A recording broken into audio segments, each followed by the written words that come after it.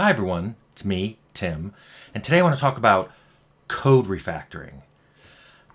B892 asked, in the games industry, how do you handle code refactors? Is there time for it? How do you approach it? Are there dedicated time periods dedicated to refactoring? Or is it done in small bits throughout development?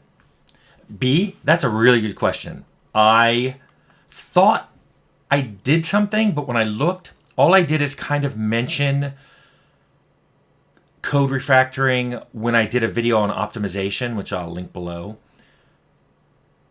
But code refactoring is done for more than just optimization reasons, so let me get into it. First of all, what is code refactoring?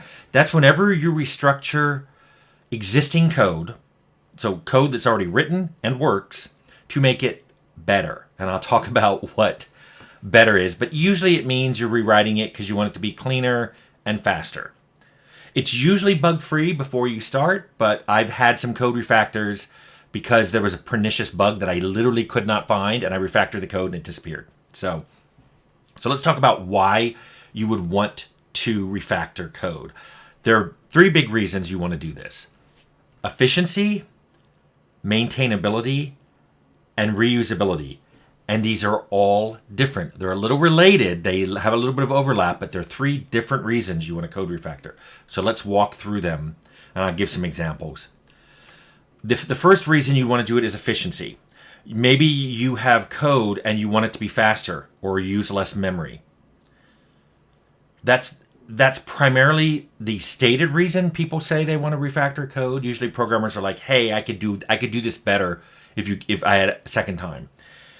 Usually this is done by you see how your code is really being used. By the time you go to code refactor, other systems are in place and they're using this particular piece of code. So you see, like, how's it used? How frequently is it used? How many objects use it? That kind of information should guide your refactor and your rewrite of the code. And I'll give you an example.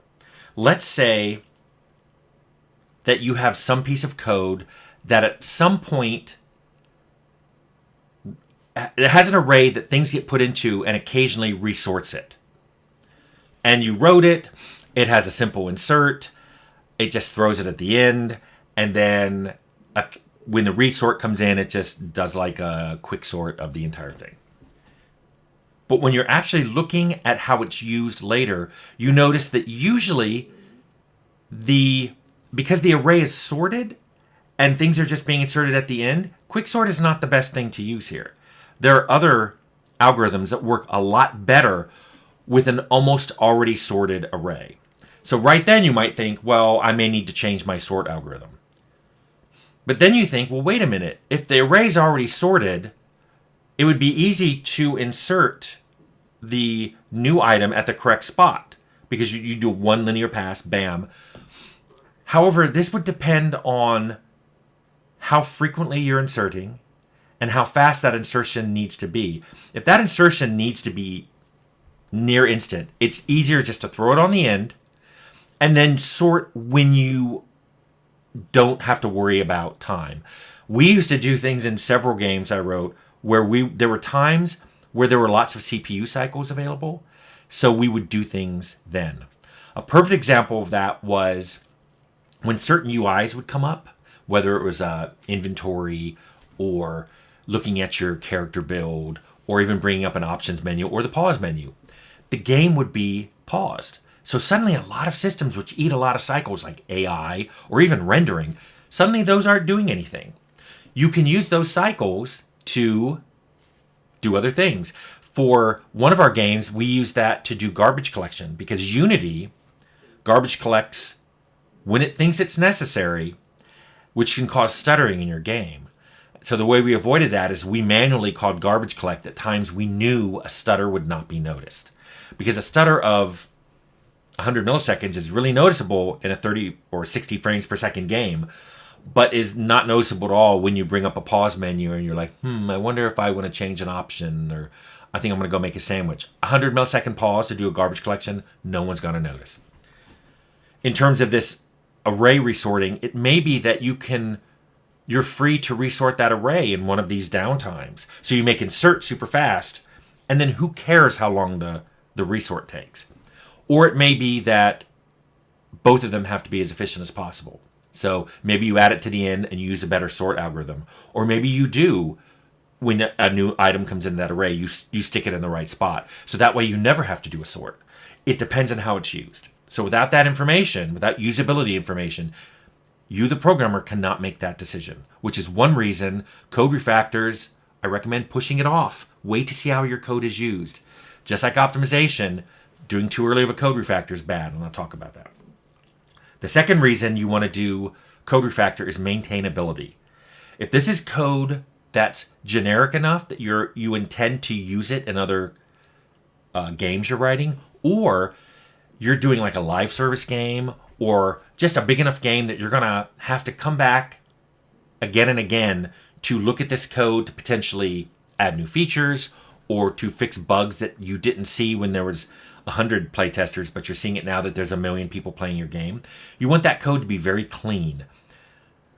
It's called less spaghetti code because you want a new programmer, because who knows if you're going to be the one doing it, or even you 6 months later know what's going on here. People always say, well, why are you even writing spaghetti code? Spaghetti code happens a lot in the game industry because changes happen to the design of the game.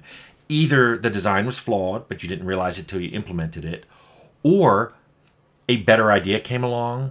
Maybe you put it in front of a focus group and they're like, well, if this UI just worked this way, that would be easier. By the way, I've seen and written some really bad spaghetti code in UI because you have to write it over and over and over again to try to accommodate how people are actually using it. When you rewrite it over and over again frequently, even the most simple design change can result in a dramatically big change to your code. This leads to spaghetti code, where a method that is named one thing and was supposed to do one thing is now doing 3 things, or some method that was only supposed to be called once or twice is now being called every update. Just a method got longer and longer and longer and longer until finally it's like 10 or 20 pages of code, and you're finding where to make a change in it is a nightmare. An example of that would be one of the games I made that had fast travel. Time would pass during fast travel. If you went from here to here, when you arrived, it would calculate, well, okay, 3 days went by, advance time 3 days. Well, guess what? That would advance status effects that would tick. Many of them ticked every heartbeat, like every 2 seconds. If a status effect was a dot, a damage over time, that could kill the player. So it was weird that you walked all this distance, arrived in this town, and fell over dead when that dot should have killed you 2 minutes after you started out. So now you have to make fast travel constantly tick time really quickly as it goes along. But then if one of those effects caused a pop-up UI, like something comes up and it's like, you're low on health, or, you still have poison, do you want to take care of that? Can that happen during fast travel? Maybe your fast travel UI, once it's started, can't really handle a pop-up UI interrupting it, and you have to change it so it can. Those 2 changes, the continuous ticking and pop-up UIs, it's going to make your fast travel code look like a mess. And when you're done and you have time, you may want to go back and go, okay, now that I know that time has to tick continuously and pop-ups may occur, I want to rewrite some of this fast travel code. And then the final reason you want to refactor your code is reusability, which is separate from maintainability. Maintainability is you just keeping that code working correctly and being efficient and bug-free as the game is live or has DLC added to it and new features. Reusability is you may want to pick up that piece of code and use it in another game you're doing. You don't want to remake the wheel every single time you make a game. So refactored code can often be made more reusable by isolating the specific parts. So now you can have a module or sometimes even a library, and you're like, this is used for this thing, which is very generic. I can use it in a lot of games. So I want to make that code very efficient for reusability. An example of this that I've talked about on this channel is when I took all of the DOS specific calls in Fallout and isolated it to a library called GNOL, because we knew we were changing it to Windows. we were also going to make it run on Windows. So that let us rewrite all those DOS calls to be Windows calls just in the library. The game itself had no idea this change was happening. If it needed a window to pop up or it needed input from a mouse or keyboard, it just called into GNOL.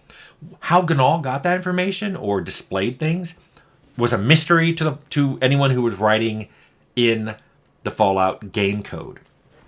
This was so effective, by the way, that one of the first things I did after leaving Interplay was write a brand new library called TIG. GNOL stood for GNOL's Not Windows. TIG stands for TIG Isn't GNOL. TIG had even more advanced Windows features, things that I didn't do because I needed to support DOS. I stopped supporting DOS with TIG and got even more advanced Windows features in it. This GNOL and TIG made it very easy to port the game. When we wanted a Mac version, you only had to change calls in those libraries.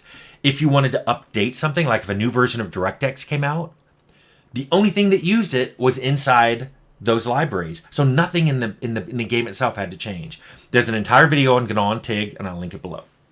So now let me get into what the pros and the cons are for code refactoring. The pros I shouldn't have to go over. Done right, it's everything I just said. You'll have faster code, better code, cleaner code. However, that done right phrase is doing a lot of heavy lifting here. So let's break down what I think to be a lot of cons of code refactoring. First of all, it's frequently done too early. Programmers will love to say, yeah, I just wrote something, I want to refactor it. Really? You don't even know how it's going to be used. You don't even know if it really has any bugs in it or if it's too slow for the application. But like, yeah, but I can make it faster. But what if you don't need to? If you have something that's called once every 10 minutes, who cares?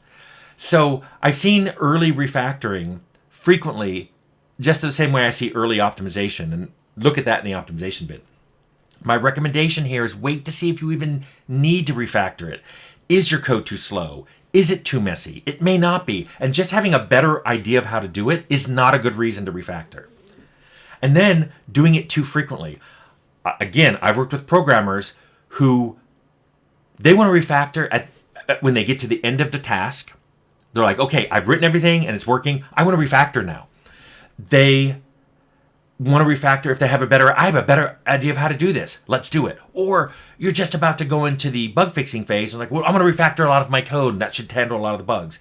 No, that is a bad idea. First of all, they want to refactor the same code over and over and over, which causes the opposite of spaghettification. You write what I think is you get too clever with it, and I'll talk about that in a minute, but a lot of programmers get way too clever with their code, which really harms them going back to it later. But anyway, if the basic idea here is if memory and speed and readability isn't an issue, why are you refactoring? Don't do it. Also, bear in mind, a huge con of refactoring is yes, you might be able to get rid of some pernicious bug you couldn't find, but you might introduce a new one.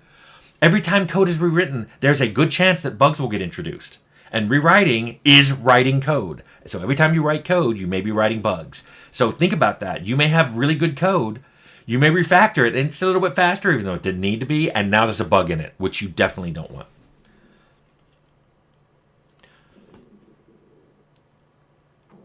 The other reason to refactor to make it more readable, you can refactor code thinking you're making it more readable, but you actually make code that's no easier to understand or maintain, or worse, harder to maintain. I've seen programmers look at something and go, oh, there's a better way. There's a better way to do this. I shouldn't have used sort. I should have used radix sorting. Or I should have used something that they think is incredibly clever and a little obscure. So they refactor their code to use that. And then later on, 6 months later, they come back to it and they have no idea. They've completely forgotten what that kind of sorting was. Or worse, a new programmer looks at it and goes, I've never seen anyone do anything like this. I don't even know where to start. Because you're trying to take your code maybe and add one new feature, but you've made it incredibly rigid by your refactoring. That's a problem. And then finally, the biggest con with refactoring, and you hear this from producers, is sometimes it will cost you time and therefore money for no immediate benefit. The existing code is bug-free. It's not contributing to, in any major way, to the speed, any slowdown in the game. It's not using a lot of memory or whatever. And you have programmers go, well, I want to refactor it for some abstract later benefit. And it's it's completely fair for a producer to push back on that and going, we have a lot of right now benefits that you could be doing. Why are we doing this for a later abstract benefit we may never need? And that is a weird conversation to watch happen between programmers and producers. And it's because of this, and I say this as a programmer. I've said before on this channel that programmers love to feel one way, but try to logic their way out of the explanation. They just want to refactor their code, but they don't have a good reason to refactor their code. But they will argue for hours that they're being logical when they just really want to. And sometimes just wanting to isn't a good reason to. If you can't state a good reason, don't refactor your code. So, let me sum up. Refactoring is just a tool. It's a tool. Like all tools, it can help you a lot if you do it for the right reasons. Like all tools, it can be misused and result in lots of bad things in your game. So, code refactoring. Efficient, do it for efficiency, do it for maintainability, do it for readability, but you don't always have to do it. So I hope that answered your question, B892.